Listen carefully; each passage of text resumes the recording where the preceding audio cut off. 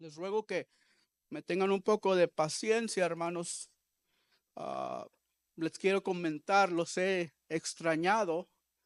He estado ministrando a los hermanos en inglés, amén. Y me gusta, me llama mucho la atención, amén. Y pero eso me ha quitado también de poder ministrarles a ustedes y tengo un buen rato, amén, que no les ministro. Por eso les digo, ténganme paciencia porque he estado leyendo puro inglés y he estado hablando puro inglés. Y aunque mi lengua primera es el español, cuando uno habla una sola lengua por mucho tiempo, ya voy a año y medio, yo creo. Entonces se le va ciertas palabras, amén. Pero como es mi primera lengua, no se olvida, amén. Ahí está todavía, solamente necesito un poco de práctica, right, Brother Piñón? Brother Piñón siempre me viene después de que ministro y me menciona mis errores, no, no sé. But it's good, brother, I love it. Entonces, como le digo, un poco de paciencia, hermanos. El versículo que acabo de leer ahorita, hermanos, menciona un ministerio o menciona una oficina llamada del sumo sacerdote. ¿Alcanzaron a leer eso? Amén. Ese va a ser quiero que tengan en mente esa palabra durante la predicación porque me voy a enfocar un poco en esa palabra o en lo que quiere decir esa palabra del sumo sacerdote. Quiero que usted sepa y entienda, hermanos, cuando usted lee la palabra de Dios, especialmente en los evangelios, cuando los evangelios describen a nuestro Señor Jesucristo, hermanos, hay algo que me llama mucho la atención. Cuando está hablando los evangelios, si usted quiere conocer la vida de Cristo, sus hechos, sus milagros, su vida de Él, si usted quiere ir más profundo a conocer a Cristo, la razón la que Él vino, caminó y estuvo enfrente de nosotros y caminó en esta tierra, hermanos, usted tiene que leer los evangelios para conocerlo a Él más profundo. Entonces, cuando yo estudio los evangelios, me llama mucho la atención, hermanos, de que cuando se habla de nuestro Señor Jesucristo, no se menciona, no se le habla o dirige a Él como profeta. Tenga eso en mente. Cuando se habla de Jesús, se le llama al Hijo de Dios, amén. Se le dice maestro, en otras ocasiones lo llaman maestro, ¿verdad? Cuando le vienen a confrontar o a preguntar algo. Pero si usted lee el contexto, hay muy pocas ocasiones donde alguien está hablando con Jesús y que lo llama profeta. Y mi pregunta en esta tarde que quiero que se haga usted, ¿cuál es la razón por la que en los 4 evangelios que hablan de Jesucristo, es muy pocas las ocasiones donde lo confrontan a Él con una pregunta o van a Él y le llaman profeta? Amén. Entonces, si usted se recuerda, hermanos, en la ocasión de la mujer samaritana. ¿Se acuerdan de esa historia? Ella está, ¿verdad? Ahí haciendo su trasier, sus cosas. Y está Jesús, ¿verdad? Y empieza a tener una conversación con Jesús. Y la conversación que ella empieza a tener esta mujer samaritana no es muy buena, ¿verdad? A ella no le gusta mucho porque Jesús le empieza a decir cosas a ella que nadie sabía, no cosas muy agradables de la vida de ella. Amén. Y ella hasta se queda sorprendida porque Jesús reconoce cosas que a ella no le agrada que gente sepa de su vida. Amén. Entonces está teniendo esta conversación y se sorprende porque Jesús conoce estas cosas serias de su vida que nadie debe de conocer. y se me hace que cuando estoy leyendo la historia, me pongo a leerla y veo y digo, ha de haber pensado ella o se le ha de haber venido a la mente, ¿cómo es que este hombre sabe esto? Yo no le he contado a nadie mis cosas personales. ¿Y se acuerdan lo que le dice a Jesús? Le dice, ¿eres tú profeta? ¿Verdad? Una de las muy pocas veces que se le llama profeta a Jesús. Y le hago esa pregunta, hágase esa pregunta. ¿Por qué hasta como que en los evangelios los escritores hasta se hacen como a un lado para no llamarlo profeta? Las únicas personas que lo llaman profeta, se va a dar usted cuenta cuando lee los evangelios, se va a dar cuenta, hermano, que son la gente que no lo conoce muy bien. Si se va al Antiguo Testamento, en Deuteronomio, hermanos, capítulo 18, Moisés menciona algo y dice, el profeta que está por venir. Está, hermanos, él profetizando y Moisés no sabe ni que está profetizando, no sabe que está hablando del Jesús que está por venir mucho adelante. Pero él, hermanos, sin conocer que está hablando de Jesucristo, hermanos, otra vez, sin conocerlo, lo llama profeta por venir. Entonces la respuesta es esta, a la pregunta que le dije que se hiciera. ¿Por qué es que los evangelios hasta como que se niegan llamarlo a profeta? Y es por esta razón, hermanos. La razón, hermanos, que se reniegan es porque al llamar, hermanos, a nuestro Señor Jesucristo profeta, it's like demoting him. Es como bajándolo él más para abajo de lo que es. ¿Por qué? Porque cuando usted lee el libro de los Hebreos se va a dar cuenta que el escritor a los Hebreos, hermanos, él dice, Jesucristo es más que un profeta. Jesucristo es más que un maestro. Jesucristo es más de lo que tú te imaginas. Jesucristo es la palabra encarnada que vino a caminar entre nosotros. Entonces, hermanos, por eso es que el escritor a los Hebreos quiere hasta que entiendamos, hermanos, que Jesucristo es mucho mejor que un profeta. Si lo llaman a usted un profeta, hermanos, es algo bueno, amén. Debe de ser algo que estuviéramos orgullosos de oír la voz de Dios, amén. De comunicar la palabra de Dios, amén, ser un profeta. Pero por eso le digo, el escritor a los Hebreos dice, Jesús es mucho más que solamente un profeta.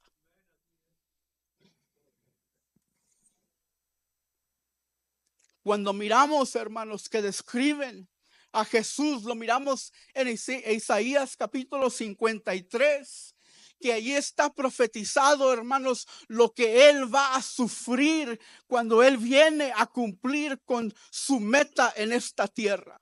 Ahí lo tenemos describido, menciona que su barba se la van a arrancar, hermanos. Habla de los sufrimientos y los golpes que él va a recibir, hermanos, por su iglesia.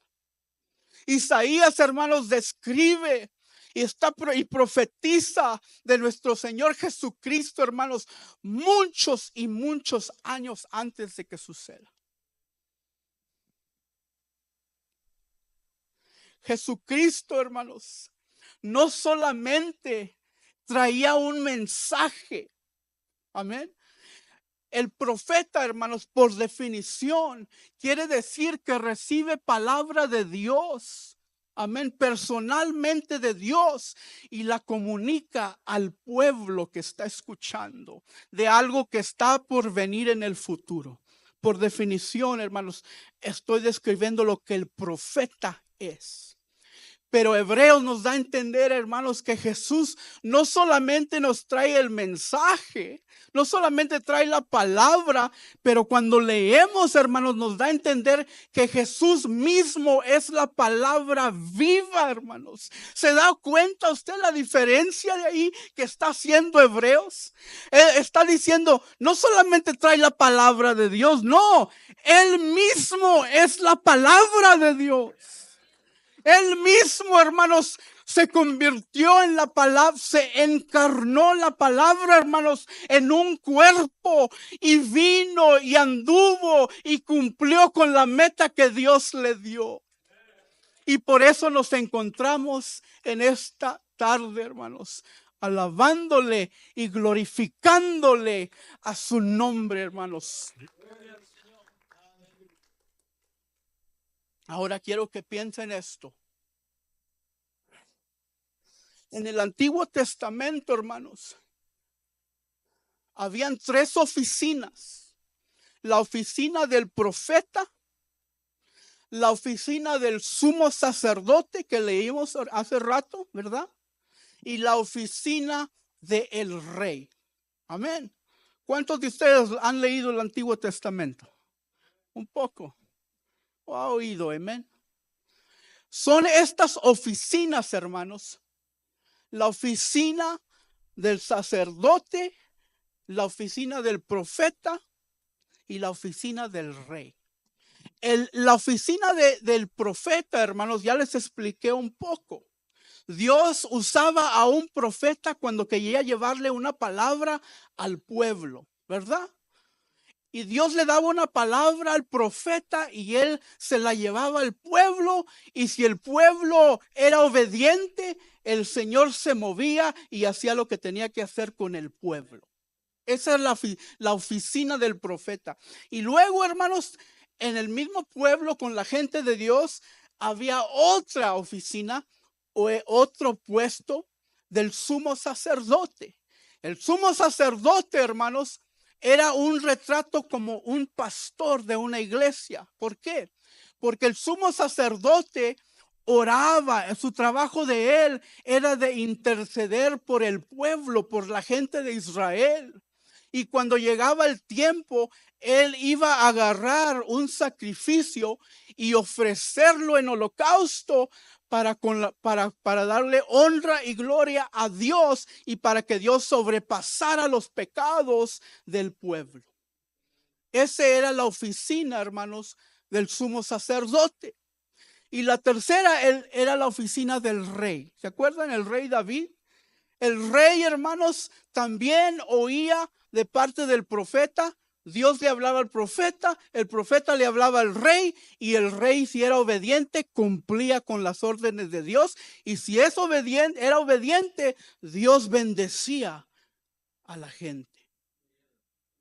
3 oficinas: profeta, sumo sacerdote y el rey. Así funcionaba, hermanos, el gobierno de Dios para con su pueblo. Les quiero hablar del segundo, hermanos, del sumo sacerdote un poco. El sumo sacerdote, hermanos, nos da a entender, quiero que entiendan esto primero.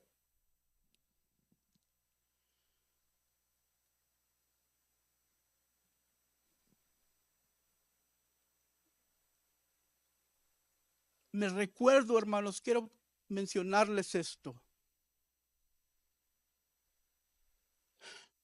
Me recuerdo cuando apenas llegué al camino del Señor. Y como muchos de ustedes veníamos de un mundo del catolicismo. Amén. Y mi familia siempre me pongo a pensar y digo, me imagino que ustedes de ese mundo, muchos de ustedes vienen también. Que siempre oía yo, hermanos, clamar ser católico. Pero ahora que me recuerdo, hermanos, nunca íbamos a la iglesia. Pero mi familia decía, yo soy católico. Y yo no cambio. Me acuerdo a mi mamá y a mis tías. Y que no los invitaran a una iglesia evangelia porque, oh my God. Ahí mismo lo divorciaron, lo sacaban de la familia ahí mismo. Pero digo esto, hermanos, con esta razón.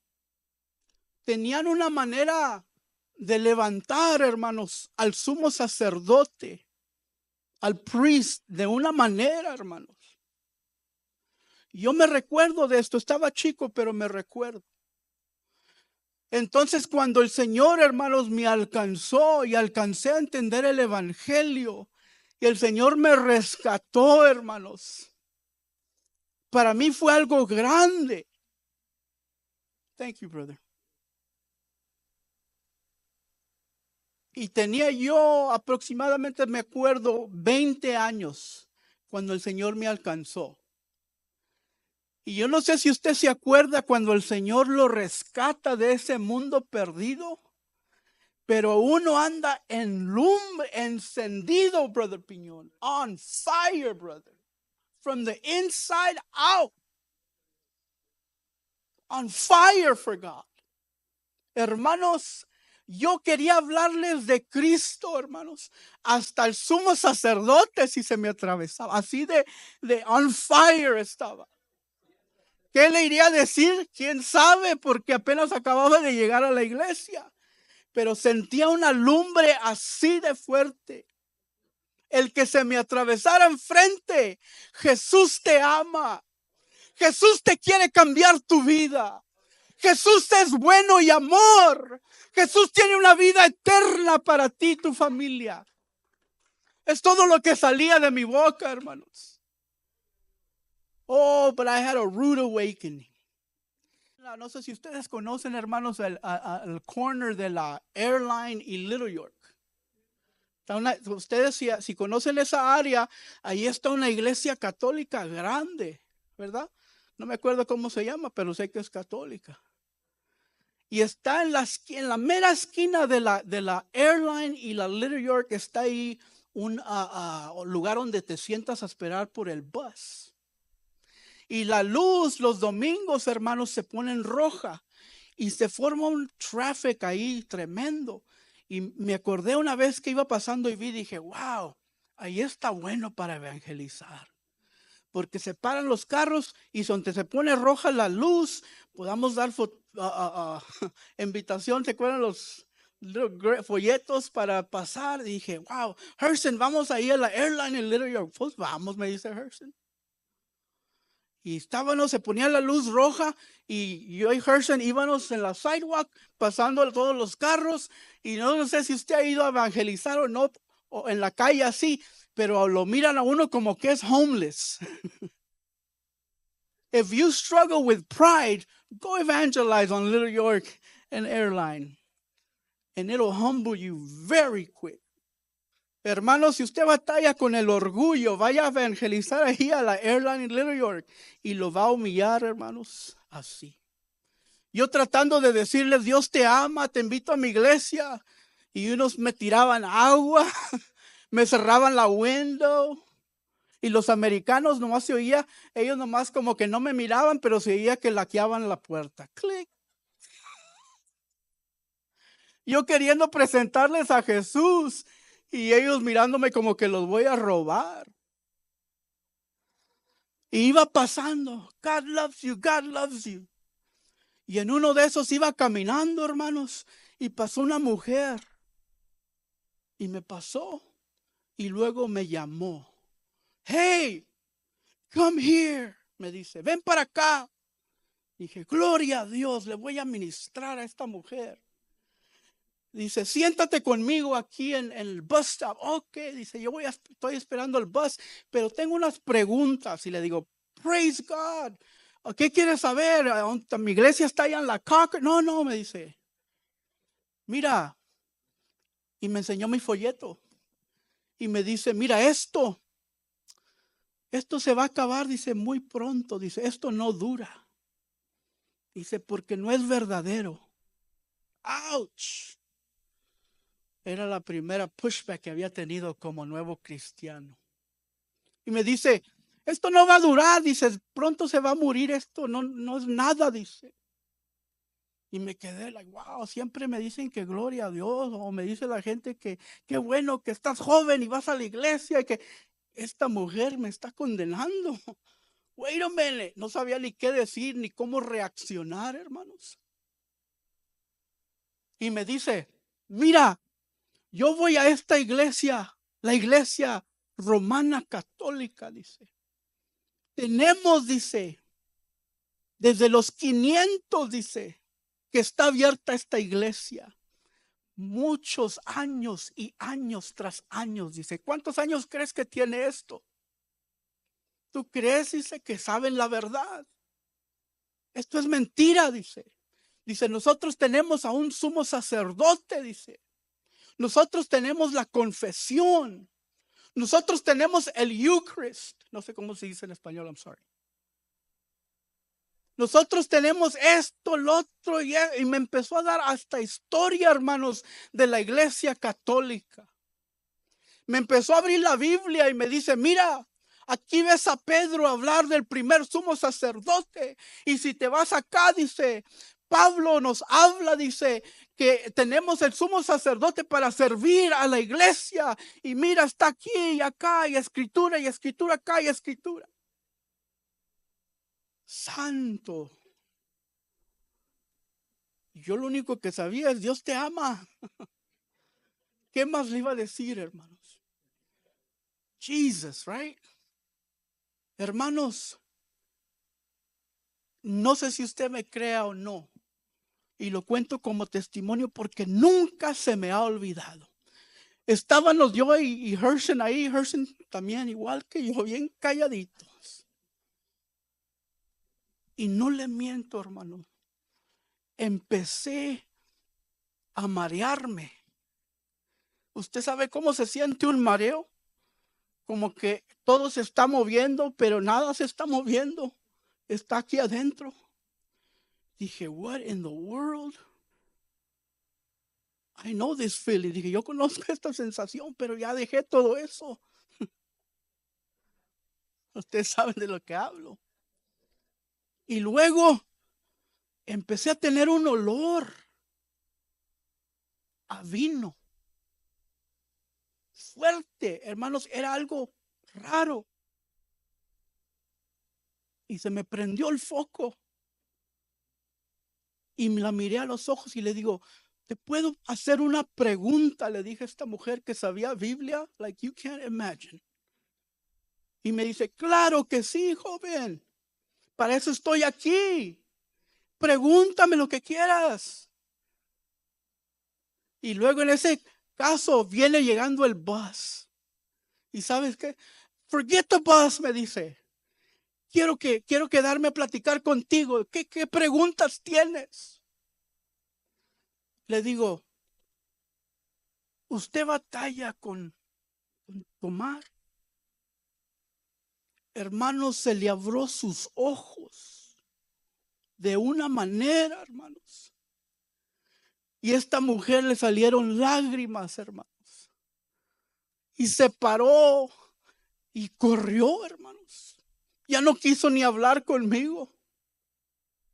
Les digo esto, hermanos, porque en ese momento, aunque yo no conocía mucho de la palabra de Dios, hermanos, yo entendía que algo me había pasado a mí que era real y verdadero, hermanos.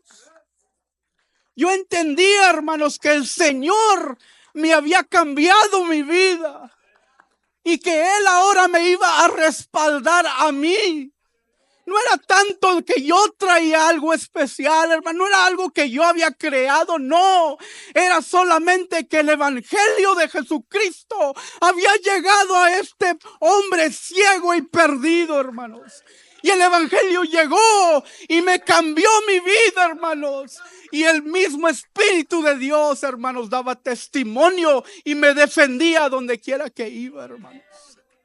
Esa clase, hermanos, de Dios, esa la clase de Dios que le servimos. A un Dios verdadero, hermanos, que nos cambió un día, hermanos, y que nos respalda y que nos va a seguir respaldando hasta el día que Él regrese por su iglesia. Y les digo todo esto, hermanos, para confirmarles lo que el escritor a Hebreos nos dice. Nosotros, hermanos, ahora tenemos a un sumo sacerdote verdadero, hermanos.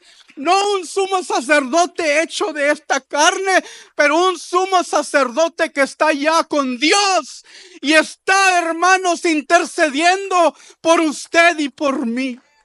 Ese es el sumo sacerdote del cual Hebreos nos habla, hermanos. No un sumo sacerdote que vamos todos los días, hermanos, a confesarle. No. Ahora, hermanos, nos dice Hebreos, podemos entrar ahí hasta the holies of holies en la presencia de Él, porque es un sumo sacerdote eterno, hermanos. Yes, sir. Voy a terminar con esto, hermanos. La seriedad, hermanos, ¿qué es esto, hermanos? Usted pone atención, yo no sé si usted ha ido a una misa, pero lo que se practica, hermanos, cuando se practica la misa y el sumo sacerdote o el sacerdote está presentando la misa, hermanos. Yo no sé si usted conoce lo que se está practicando ahí, pero muy pronto le voy a explicar rápidamente. Cuando el sacerdote, hermanos, se para enfrente de la congregación católica y empiezan a practicar la misa, hermanos, usted se ha puesto o se ha pensado, ¿por qué es cuando entramos a una iglesia católica siempre tienen a Jesús en una cruz colgado? No falta, ¿verdad? Cuando se practica la misa, hermanos, y usted puede ir a buscar esto está en el Catechism del catolicismo. Cuando se practica la misa, hermanos, el sacerdote, hermanos, ellos dicen que el pan y el vino se vuelven al cuerpo de Cristo. No figurativamente, pongan atención, no figurativamente, no.